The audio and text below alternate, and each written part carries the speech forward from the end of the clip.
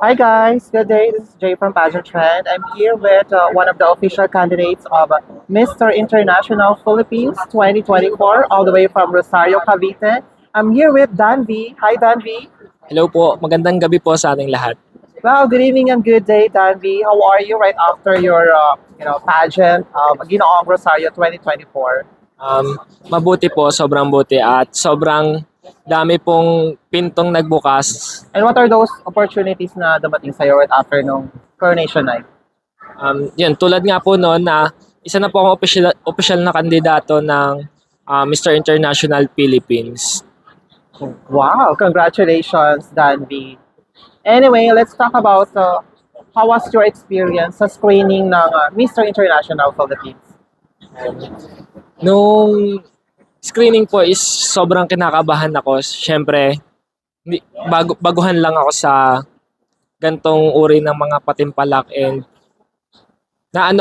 kumbaga, na-pressure ako kasi sa pagkakita ko pa lang ng mga nag, Napaka-screen. nagpapascreen, sobrang gaganda ng katawan nila and parang para sa akin na kumbaga hindi pa ganong kahinog yung katawan ko sa syempre yung isip ko sa mga ganong pageant.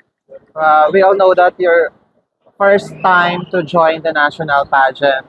And ano ano yung mga preparations na pinag-aandaan mo? Since malapit na yung press presentation ng Mr. International Philippines.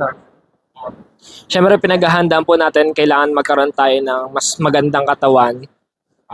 So yon araw-araw po ako nagji-gym and syempre yung pasarela, there's a lot of thing to improve pa po pagdating po sa pagjo-join ng Mr. International PH. So yun nga pasarela, kailangan pagandahin yung katawan, QA, nag-undergo kami sa mga QA trainings and sa pasarela. Syempre pinagpo-focusan po namin yung pasarelas kasi doon po nila nakikita na mas kailangan ko pa pong mag-improve sa paglalakad ko po. Alright, sige. Let's rate your trainings for this upcoming Mr. International Philippines. Pagdating sa pasarela, rate from 1 to 10. Alin doon? How will you rate yourself? Siguro po I can say that I'm almost half, so I'll say 5. Sa fitness preparation mo, There's a lot to improve pa po in terms of my fitness preparation. I'll say 3. how about for the Q&A? For Q&A, I'll say 6. 6. Pagdating sa mga OOTDs mo, um, kung ano naman po yung available lang na wardrobe, yun lang naman po. Kumbaga, pinabagayan ko na lang po kung sa okasyon and kung sakali man pong hindi siya mag-fit sa mga occasion, pwede naman po ako mag-seek ng help sa mga handlers and sa buong team po namin. alright. And gaano ka ka-excited for this upcoming press presentation? And you know that first time mo ma-experience sa ganitong competition. May kaba and syempre excitement. Nangingibabaw yung excitement sa akin kasi nga kumbaga it's a big opportunity for me to have this exposure to expose in public. Syempre tulad dati hindi po talaga ako naglalabas, kumbaga masabi po natin na introvert po ako. So kaya sa akin parang dahil sa opportunity na to, na-explore ko kung ano ako and nahanap ko yung best version ng sarili ko. Alright. So, and eto na nga, malapit na tayo. How many days na lang mag-first presentation na? Ano yung mindset mo ngayon? Tulad po ng lagi kong sinasabi, I'll do my 100%, my best, and kung sakaling pala rin, then it's great. And if not, maybe it's not the right time for me, but I'll go for more. Alright. What comes first on your mind when you heard about Mr. International Philippines? Nung narinig ko po siya, parang nagdadalawang isip ako kung kakayanin ko po ba. Pero with right preparation and syempre with all your confidence, I think kaya ko pong makipagsabayan sa mas may mga experience na candidates. Nice. And ayun, if there is a motto in life pagdating when it comes to your MIPH journey, ano ito? Bakit? Um, if the time is right, I, the Lord, will make it happen. It's a Bible verse po. So, Bakit yun yung napili mo? kasi kung hindi man po to yung panahon na para sa akin, um, I'll still go for more po. Kumbaga, hanggat hindi ko po nakakonquer yung goal ko, I'll still go for more until makuha ko po yung goal ko. Alright. And nakita mo naman siguro yung mga candidates na yung some of the candidates of Mr. International Philippines. Sino sa tingin mo doon yung gustong-gusto mong makilala or makasama or makabanding? Other than, of course, yung kasama mo sa Ginoong Rosario. Actually, wala pa po. Hindi ko po kasi pa natitingnan kung yung mga official candidates. Actually, may GC po kami and I've never been stalked their accounts. So, wala pa po akong idea kung tungkol sa kanila at wala pa rin po akong nakakausap sa mga official candidates. So as of the moment, you're focusing on yourself Yes first. po.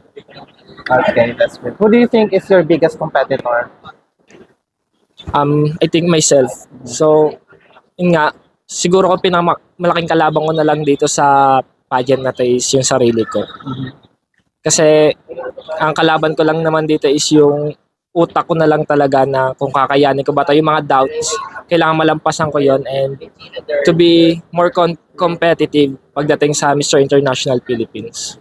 So prior of joining the pageants in general, ano yung pinagkakabalan mo sa buhay?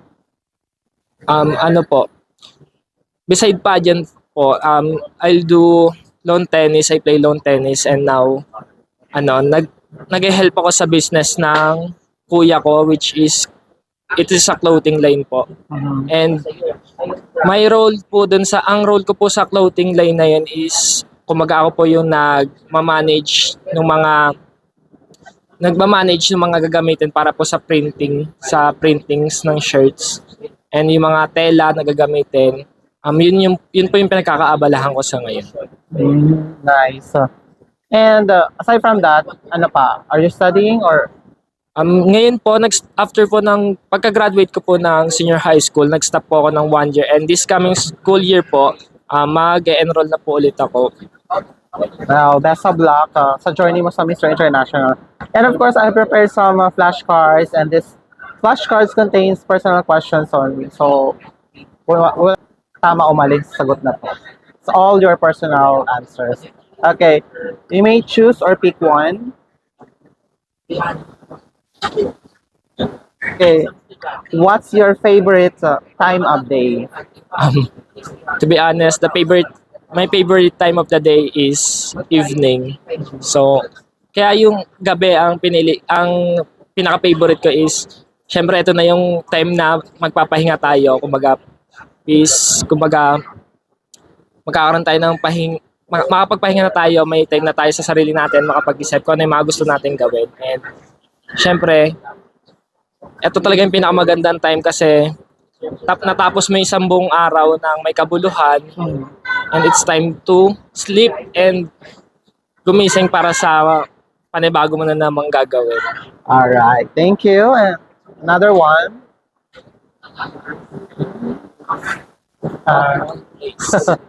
Okay. What one place would you never want to return to and why? Sa tingin ko, wala po akong lugar na ayaw ko nang balikan kasi lahat naman ng lugar na pinanggalingan natin ay isa sa dahilan kung bakit tayo nandito ngayon, kung bakit tayo nahubog. At lahat ng lugar na pinanggalingan natin ay isa sa mga humubog kung ano tayo ngayon. Nice. Pick another one. I'm reading that for you. When do you become sentimental? Siguro nagiging sentimental ako sa kanila lalo na pag napapalapit ako sa mga, especially sa mga bagong kakilala pa lang kasi masabi kong may yung soft side ko kasi is pagiging malambing talaga. Lagi ako nakayakap. Kumbaga siguro kaya ako nagiging sentimental sa kanila kasi yung personality ko na parang sobrang lapit ko sa kanila and yun. Yun yung tingin ko Alright. bakit. Next, question is, how do you comfort a friend who is broken-hearted? So, pag meron siguro pag siguro ko i-comfort ko yung friend ko na broken hearted, ang sasabihin ko na lang siguro is nangyari 'yon dahil may dahilan. May reason kung bakit 'yon nangyari. And I will say that just continue and focus on your goal and whatever happens happens. Okay, thank you. Next, share us time when you really hated your job.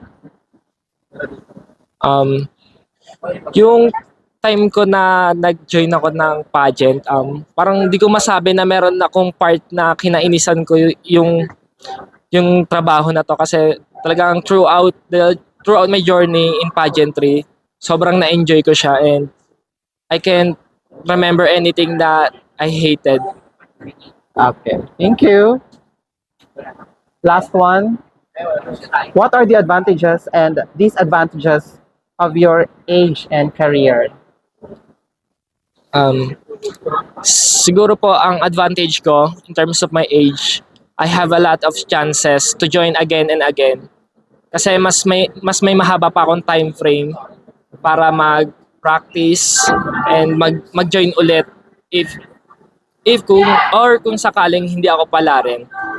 And tulad nga na sinabi ko kanina, I'll go for more.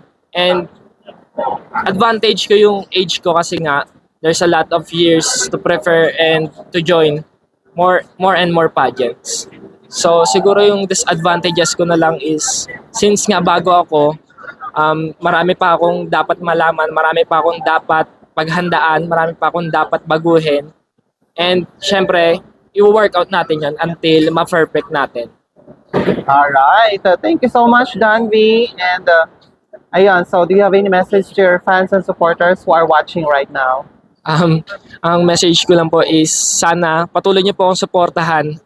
Patuloy po kayong maniwala sa kakayahan ko at syempre, gagawin natin ang lahat at hindi ko po kayo bibiguin. Maraming salamat po. Okay, how about the persons behind your journey? Syempre, isang malaking salamat dahil sila ang dahilan kung bakit ako nandito, ba't ako nahubog, sila ang dahilan kung bakit ako nasa harap nyo ngayon at isa ng opisyal na kandidato sa Mr. International Philippines. Alright, thank you so much, Danvi. Once again, please don't forget to support Danvi on his journey sa Mr. International Philippines 2024 representing Rosario Cavite. Do you have any social media platforms to promote Danvi? Danvi Remulla on Facebook and Danvi Remulla also in IG. Thank you so much, Danvi.